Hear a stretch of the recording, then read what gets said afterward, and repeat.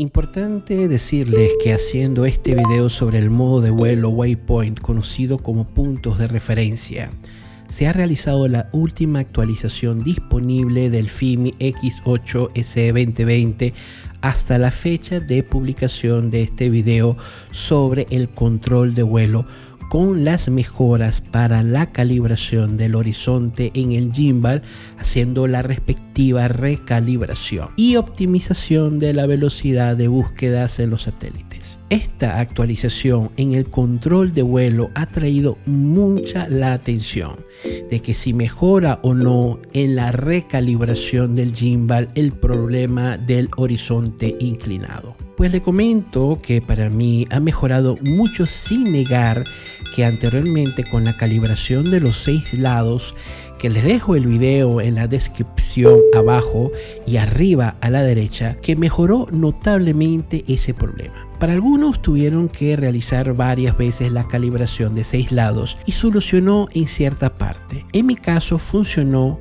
y pude hacer mis videos con más tranquilidad. Pero FIMI ha decidido mandarnos esta última actualización clave en el control de vuelo para optimizar este pequeño inconveniente, así como también mejorar la velocidad de búsqueda de los GPS, que considero, según mis pruebas, que sí fue una actualización efectiva. Podemos observar que la actualización del firmware desde la aplicación del FIMI Navi 2020, la versión 10.28D, control de vuelo, está aplicado. Adicionalmente a esto, envían otra actualización en el control de vuelo para reparar la funcionalidad del gimbal bajo o centro, que si notábamos antes de esta actualización que el gimbal, cuando usábamos el botón, el mismo gimbal se mantenía abajo o en el centro sin poder posicionar correctamente. También puedo decir, según mis vuelos, que esta actualización fue efectiva. Podemos ver ahora que la actualización del firmware desde la aplicación del FIMI Navi 2020,